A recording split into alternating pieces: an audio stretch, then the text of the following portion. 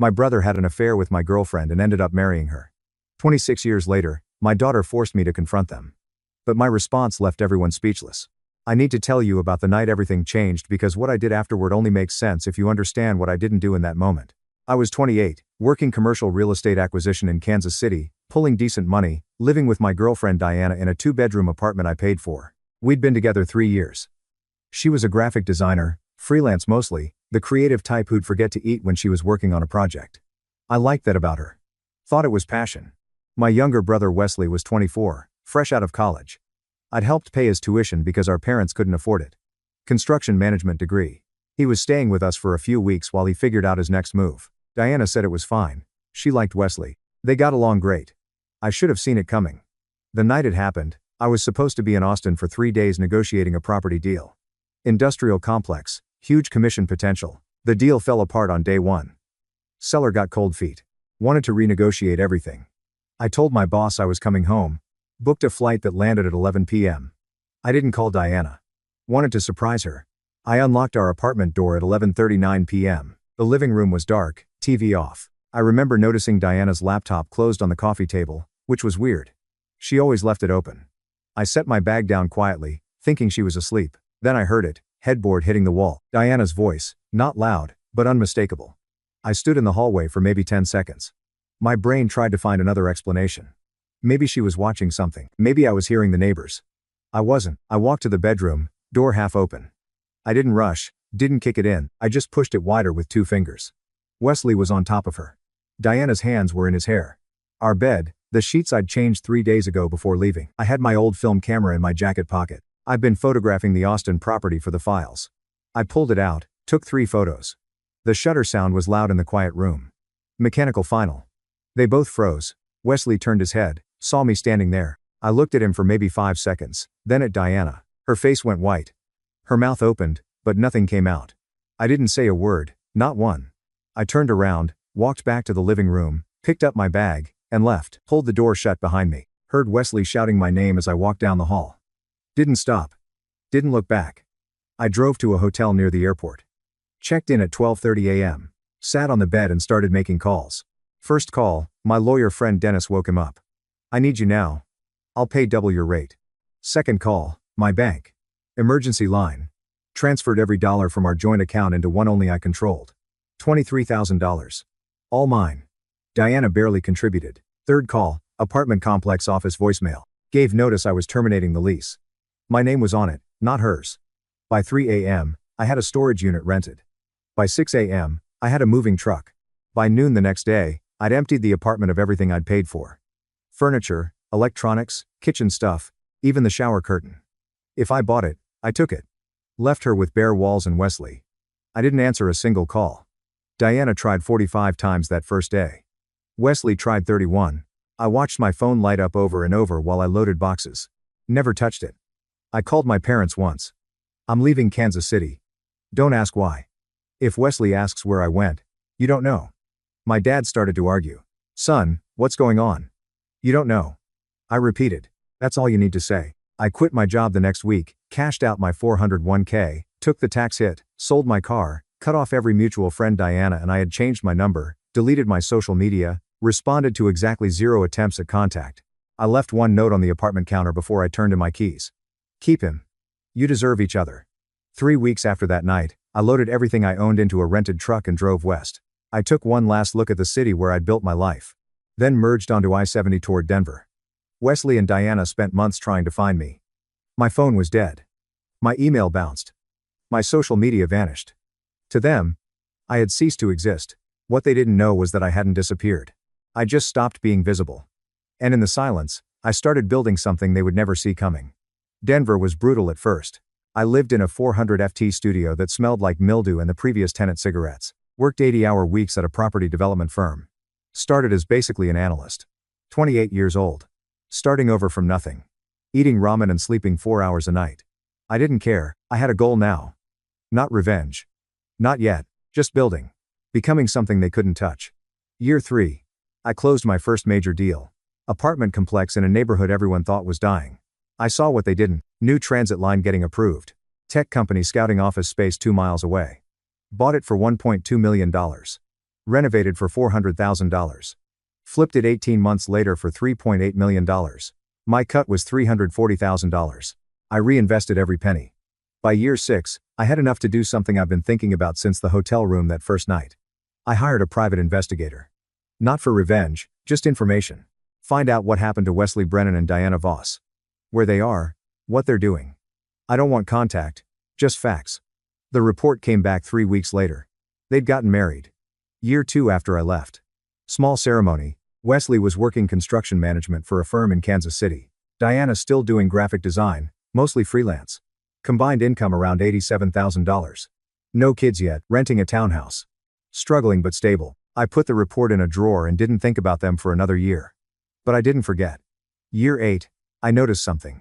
Wesley's construction company was bidding on a renovation project, mixed-use development downtown Kansas City. I knew the developer. We'd worked together on a Denver project. I made a call. Nothing obvious. Just mentioned Wesley's firm had solid fundamentals. Good completion rate. They got the contract. Project went well. Wesley got promoted to senior project manager. I did it again 2 years later and again 3 years after that. Every time Wesley or Diana got an opportunity, a good contract, a favorable client, a connection that mattered, I was somewhere in the chain. Not directly, never. Obviously, through shell companies, through investment partners, through people who owed me favors. They thought it was luck, skill, networking. It was none of those things. Year 12, I started buying properties in Kansas City. Not residential. Commercial office buildings, retail spaces, the boring infrastructure nobody pays attention to. Bought them through LLCs with names like Summit Holdings and Crossroads Capital. Nothing traced back to me. One of those properties housed a mortgage lending company. Small operation, regional focus. Year 14, Wesley and Diana bought their first house. They were so proud. I saw the announcement through a mutual contact I'd kept tabs on. $340,000 starter home, great neighborhood, finally building equity. They refinanced through that mortgage company 2 years later. Got a great rate, 3.2% when the market average was 4.1%. They probably thought they'd negotiated well. They didn't know I owned 60% of the building their lender operated from. Didn't know I'd made sure their application got approved. Favorable terms, low closing costs. I built them a comfortable cage, and they never saw the bars. By year 20, I was worth $40 million. Private equity, property portfolio across 6 states, investment stakes in 40+ commercial properties. I lived quietly, never married. One relationship that mattered years ago resulted in a daughter I barely knew. Her mother raised her in Boulder. I sent money, didn't visit much. Wesley's construction company was doing well now, $4 million in annual revenue. Diana had her own small design studio. They'd had 2 kids, posted photos of family vacations. They'd rebuilt their lives on my foundation. Every contract Wesley won, I'd ensure the project had funding. Every client Diana landed, I'd put them in a position to need design work. Their success wasn't theirs. It was permitted, controlled, orchestrated. For 26 years, I watched them build a life on infrastructure I had constructed. Every brick placed exactly where I wanted it. I felt nothing. No anger. No satisfaction. Just patience. Then 3 months ago, my phone rang. A number I didn't recognize. I almost didn't answer. Hello, Dad. It's Iris. We need to talk. I sat up. My daughter, I'd spoken to her maybe twice in the last year. Iris, what's wrong? Nothing's wrong. I found something about your business. And I think you need to explain some things. Her voice was calm. Steady. Too steady. What did you find? Property records, shell companies, investment trails. Dad. I know what you've been doing. My pulse didn't change. My expression didn't shift. But something inside me recognized the moment. 26 years of architecture about to be tested. Where are you? I asked. I'm in Denver. I'm downstairs in your building lobby. I looked out my office window at the city below, the mountain sharp against the evening sky. Come up, I said. Floor 18. We'll talk. And just like that, the silence I'd maintained for over 2 decades started to crack. Iris walked into my office 7 minutes later. 19 years old, finance major at CU Boulder. I'd seen her maybe a dozen times in her life. Her mother and I had an arrangement, money in exchange for minimal involvement. Clean, simple, no complications. She looked like her mother. Same sharp eyes. Same way of standing like she owned the room. Nice office, she said, looking around. Floor-to-ceiling windows, minimalist furniture, nothing personal visible. Very you sit. She did. Dropped a folder on my desk. I've been doing research for a class, real estate investment structures. Decided to look up mysteriously wealthy father who sends checks but never visits. I said nothing, found your name on property records. Then I found the shell companies, Summit Holdings, Crossroads Capital, 12 others, all tied back to you through various legal structures. She opened the folder. 43 commercial properties across 6 states. Partnerships with developers in 8 cities. You're worth at least $60 million, probably more. Congratulations on your research. That's not the interesting part. She pulled out more papers. The interesting part is Kansas City. You own commercial properties there. A lot of them, and one of them houses a mortgage lending company that approved a loan for Wesley and Diana Brennan 16 years ago. I kept my face neutral. Common surname Wesley Brennan, construction management. Diana Brennan, graphic design, married 24 years ago. She looked at me directly. Your brother and your ex-girlfriend. Silence. Mom told me you had a brother you didn't talk to. Said there was some falling out when you were younger. Never gave details. Iris leaned forward. So I dug. Found old social media archives. Photos from before you deleted everything. Wesley Brennan. Diana Voss both tagged in your life until you were 28. Then nothing. Complete erasure. This is ancient history. Is it? She pulled out more documents because Wesley's construction company has done very well. Almost every major project they've landed in the last 18 years connects back to developers or investors in your network. Diana's design studio gets clients from companies that rent space in buildings you own. I looked at the papers. She'd done thorough work. You've been controlling their entire life, Iris said, haven't you? Why does this matter to you? Because you're my father and because I grew up hearing about the uncle I'd never meet. The father who wasn't interested in being around. Mom made it sound like you just didn't care about people. But this, she gestured at the documents. This isn't not caring. This is something else entirely. I stood up, walked to the window. They made a choice 26 years ago. I made mine. End of story. No, Iris's voice was firm. You didn't just walk away. You've been watching them. Influencing them. Why? I didn't answer. I contacted Wesley, she said. I turned around. You did what? I told him I'm your daughter. That I'd found you. He seemed shocked you had a kid. Emotional about it. Said he'd been trying to find you for years after you disappeared. That he made a terrible mistake and wanted to apologize. He can keep his apology. I think you should hear it. I don't. Iris stood up. I think you're scared. Excuse me, you're scared to face them. That's why you've built this elaborate system instead. You can control their lives from a distance, but you can't handle being in the same room. You don't know what you're talking about. Then prove it. Meet them. Face them. Tell them what you've done. No, she came to my office every day for a week. Persistent, relentless. Refused to let it go. One meeting she finally said on day 6. Neutral location. I'll be there. You tell them the truth. Then it's over. You get closure. They get answers. Everyone moves on. I don't need closure. Then why have you spent 26 years making sure they never fail? That's not moving on. That's obsession. I looked at her for a long time. She didn't flinch. One meeting, I said, finally one conversation, then this ends. Deal, she set it up. Called Wesley and Diana, told them she'd found me, that I was willing to talk. They agreed immediately. Too eager, too hopeful. The meeting was scheduled for Saturday afternoon. Neutral conference room in a Kansas City hotel. I owned 40% of the building, but they didn't need to know that. I prepared 3 folders. Documents, property records, investment trails, the full architecture of what I'd built. Friday night, I sat in my Denver office, the folders on my desk. Outside, the city glowed against the mountains. I built this city into my fortress. Tomorrow, I would walk back into a room with the 2 people I'd erased from my existence. Wesley would try to justify. Diana would try to apologize. Iris would expect some dramatic confrontation, but they were all wrong about what was coming. Because I wasn't going there to forgive or to rage or to find peace, I was going there to show them the truth.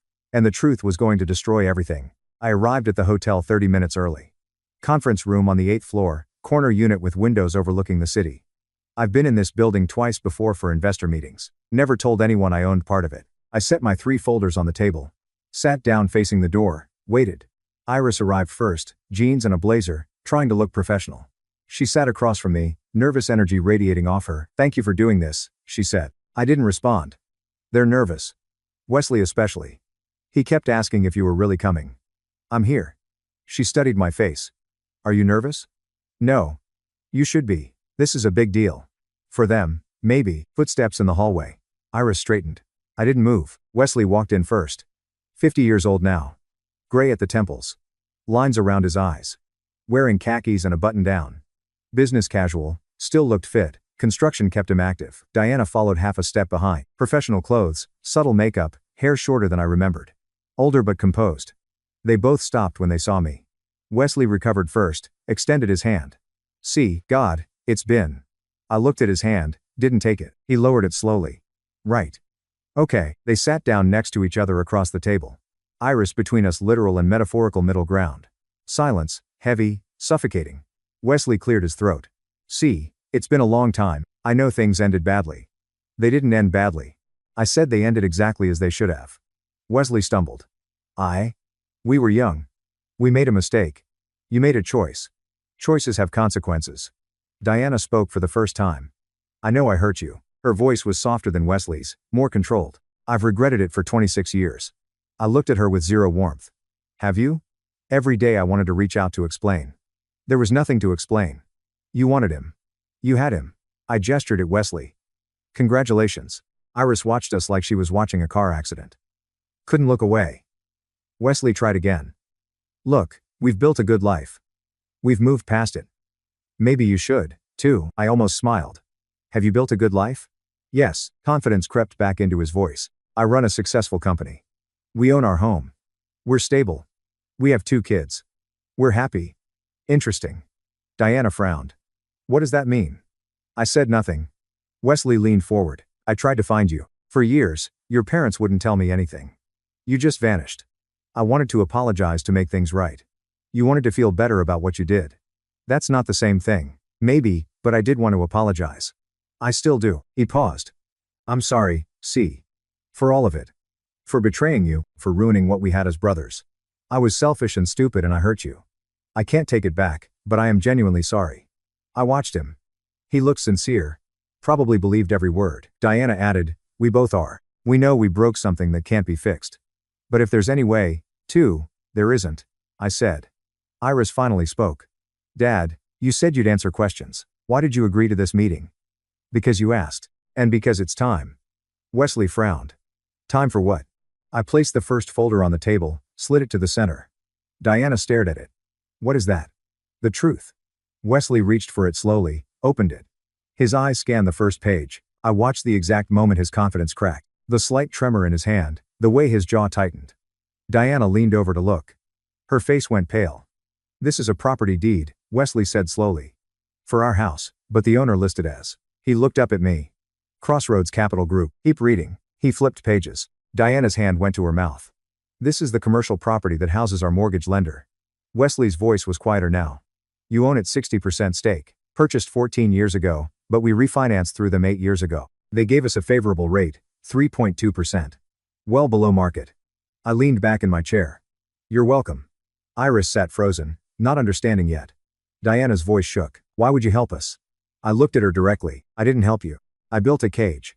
Wesley put the document down. I don't understand. What are you saying? Then let me explain. I pulled the second folder toward me. Wesley and Diana stared at it like it was a bomb. And in a way, it was.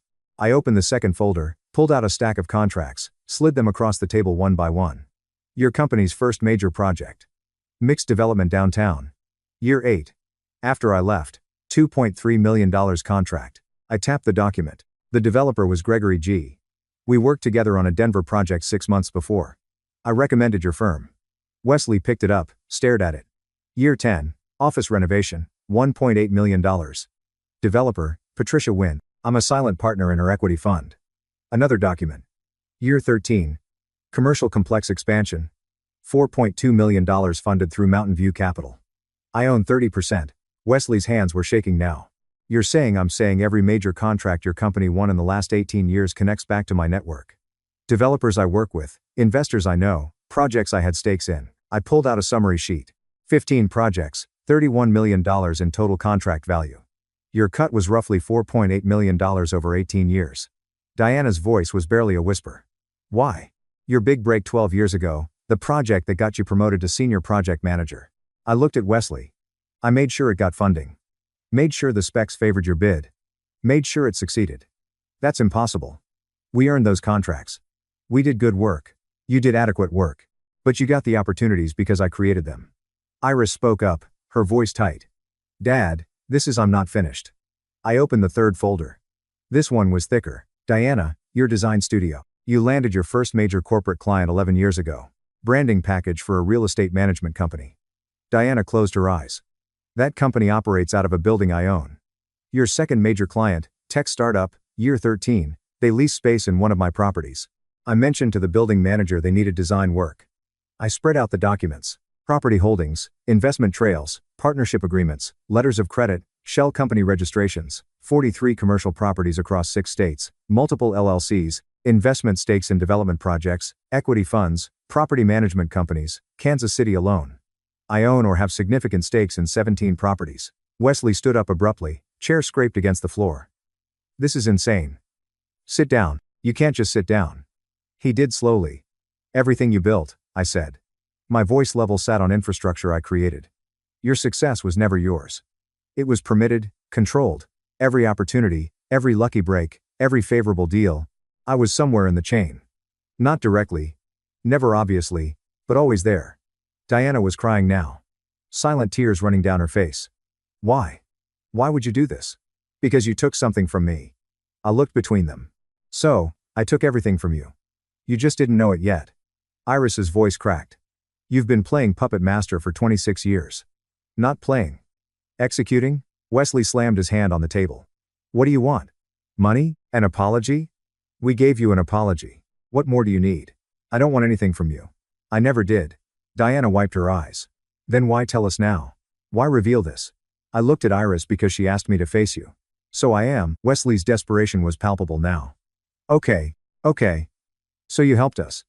You controlled things. Fine. We get it. But we still worked hard.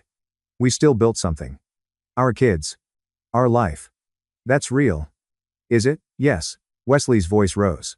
Yes, it's real. Whatever you did in the background, we still lived our lives. On borrowed time, silence dropped like a hammer. Diana's voice was barely audible. What does that mean? I pulled out my phone. Wesley's eyes went wide. What are you doing? Finishing what I started 26 years ago. I made one call. 30 seconds, 5 words. Pull everything. Effective immediately. Confirmed. When I hung up, Wesley was staring at me like I was a stranger. What did you just do? Iris demanded. I stood up, buttoned my jacket. I removed the safety net, everything I built for you. The contracts, the approvals, the favorable terms, the connections, all of it ends today. Wesley shot to his feet. You can't. I can. And I did. I picked up my folders. The contracts in your pipeline, they'll be canceled within 48 hours. Funding pulled, projects reassigned. Your company will lose 80% of its current work within 30 days. Diana's face went white. The house, the mortgage terms allowed for recall under certain conditions. Those conditions are now active. You have 90 days. You're destroying us, Diana whispered. I looked at her one last time. No, I'm letting you fall. Wesley moved toward me. You can't do this. We have children, grandchildren. You're hurting innocent people. Your choices hurt me when I was innocent. That didn't stop you. We were young and stupid. And now you're old and bankrupt. The coldness in my voice made everyone freeze. Iris stood up, her face a mix of horror and awe. This is too much. They'll be ruined. Yes, I said simply. That's the point. Iris looked at me like she'd never seen me before. I wanted you to confront them, not destroy them. I did confront them. This is what confrontation looks like when you've had 26 years to prepare. Wesley's voice broke. I'm your brother. You were. Then you weren't. Now you're just a mistake I'm correcting. He took a step toward me. Please, I'm begging you. We'll lose everything. The house, the business, our savings. Yes. Diana stood on shaking legs. Our kids just bought their first home. They have student loans. They'll try to help us and they can't afford it. That's not my problem. How can you be this cruel? Her voice rose. We made one mistake. 26 years ago. And I've spent 26 years making sure you never forgot it. You just didn't know you were remembering. Wesley's face crumpled. Actually crumpled. I've been sorry every single day. Every day. See, I destroyed our relationship, I know that. But this is evil. No, this is consequences. I picked up my folders, tucked them under my arm, turned toward the door. Diana's voice cracked behind me. How can you live with yourself? I stopped, didn't turn around. Easily, I sleep well. Do you? Silence. I walked out. Iris followed me into the hallway. Her footsteps were quick, uncertain. Dad, stop. I kept walking toward the elevator. Dad, I pressed the button. What? What happens now to them? They rebuild or they don't. It's not my concern. Their family? No, Iris. They're strangers who share my blood. There's a difference. The elevator arrived. I stepped in. She followed. And us? She asked quietly as the doors closed. I looked at her. Really? Looked at her. That's your choice. I didn't ask you to find me. But you did. If you want a relationship, I'm willing to try. But you need to understand who I am. I think I just learned exactly who you are. The elevator descended in silence. When the doors opened in the lobby, she didn't move. I need time, she said, to process this. Take all the time you need. I walked out of the hotel into the Kansas City afternoon, got in my rental car, drove to the airport, flew back to Denver, never looked back. Over the next 90 days, I watched it unfold through periodic reports. Not because I cared, because I wanted to know the work was complete. Wesley's company collapsed exactly as predicted. Contracts canceled, projects reassigned, clients walked. Within 6 weeks, he had to lay off 12 of his 15 employees, close the business 8 weeks later. Total loss. The house went into foreclosure proceedings. They listed it for sale, found a buyer, barely covered the mortgage balance. Moved into a 2-bedroom apartment. Wesley took a job as a project manager for someone else's firm. Salary position, no ownership, no equity. Back to where he started 30 years ago, Diana closed her design studio, went back to freelancing full-time, competing with kids half her age for scraps. They survived. People always do. But they'd never forget. They'd never stop wondering if that new client who disappeared was my doing.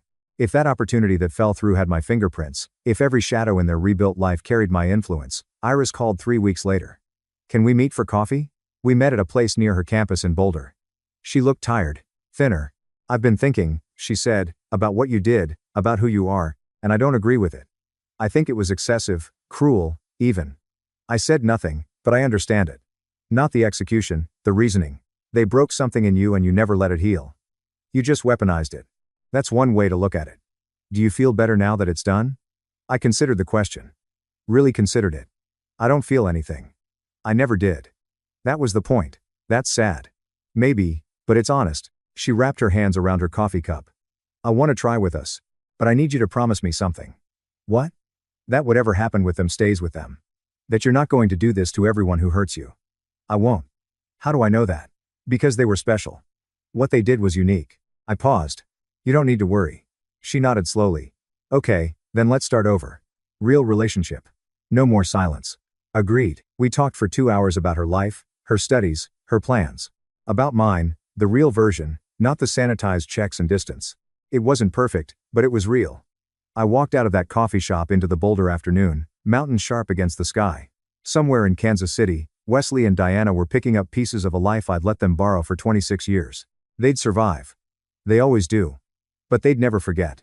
They'd never stop wondering if every shadow carried my fingerprints. If every closed door had my hand behind it. If the quiet man who walked away without a word had ever stopped watching. And that was enough. I didn't need them destroyed. I needed them to know. To understand that the man who vanished 26 years ago had never stopped calculating, had never stopped building, had never stopped waiting. Revenge isn't about anger. It's not about justice or fairness or evening scores. It's about precision. And mine was perfect. Thank you so much for watching until the end. If you really like our videos, please don't forget to like, share, and subscribe.